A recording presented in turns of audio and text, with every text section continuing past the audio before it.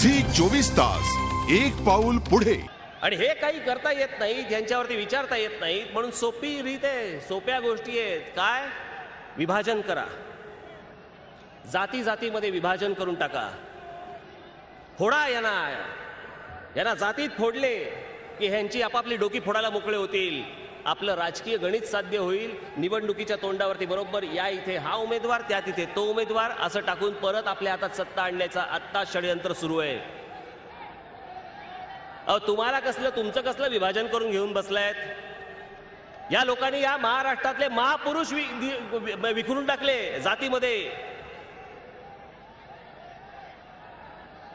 व्यासपीठावरती फक्त फोटो लावायचे आणि राजकारण काय करायचं? छत्रपती शिवाजी महाराज हे मराठ्यांचे, महात्मा ज्योतिबा फुले हे माळी समाजाचे, डॉक्टर बाबासाहेब आंबेडकर हे दलित समाजाचे, लोकमान्य टिळक हे ब्राह्मण समाजाचे. सर्व महापुरुष विभागून टाकले. यांच्याबद्दल तुम्ही बोलायचं नाही, त्यांच्याबद्दल तुम्ही बोलायचं नाही, त्यांच्याबद्दल आम्ही बोलणार नाही. महापुरुषांचं विभाजन करून टाकलं, जातीमध्ये तुमचं विभाजन करून टाकलं.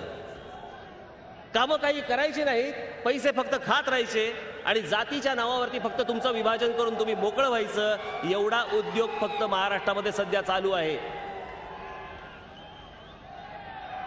एवढाच उद्योग चालू आहे.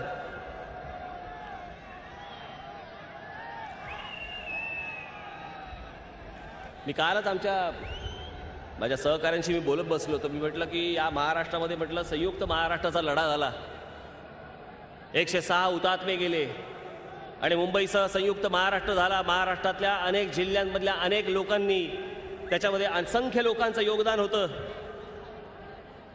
तो संयुक्त महाराष्ट्र जो 52-53 वर्षापूर्वी झाला, आज तोच संयुक्त महाराष्ट्र आपला विभक्त महाराष्ट्र झालाय. भागाभागामध्ये गुंडाळून टाकलाय, भागाभागामध्ये. काल पण मला बोलताना माझे पत्रकार बांधव भेटले, इथे भेटले, काल धुळ्याला भेटले. उत्तर महाराष्ट्राबद्दल तुमचं मत काय? उत्तर महाराष्ट्रामध्ये कोणत्या गोष्टी व्हायला पाहिजेत? म्हटलं उत्तर महाराष्ट्र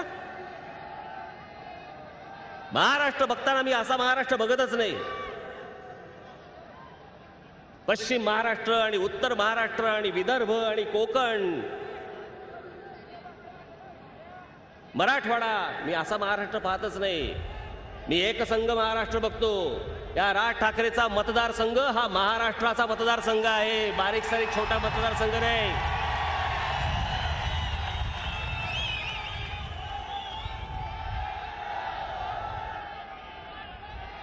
बरं, प्रश्न कुठे नाहीत आणि प्रश्न कोणते? तेच प्रश्न.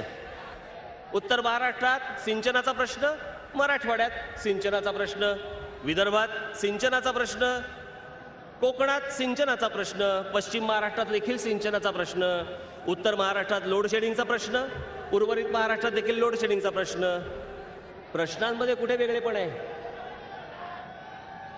जर प्रश्न तेच आहेत, इथल्या बेरोजगारांना नोकऱ्या नाहीत, तिथल्या बेरोजगारांना नोकऱ्या नाहीत, इथे पाणी मिळत नाही, तिथे पाणी मिळत नाही, इथे लोड शेडिंग चालू आहे, तिथे लोड शेडिंग चालू आहे, इथे शेतकरी आत्महत्या करतायत, तिकडे शेतकरी आत्महत्या करतायत, इथे महिला सुरक्षित नाही, तिथे महिला सुरक्षित नाहीत. मग आपण विभागवार का विचार करतोय? आपण अखंड महाराष्ट्राचाच विचार केला पाहिजे आणि हे प्रश्न अख्ख्या महाराष्ट्राचे कसे सुटतील असाच विचार केला पाहिजे.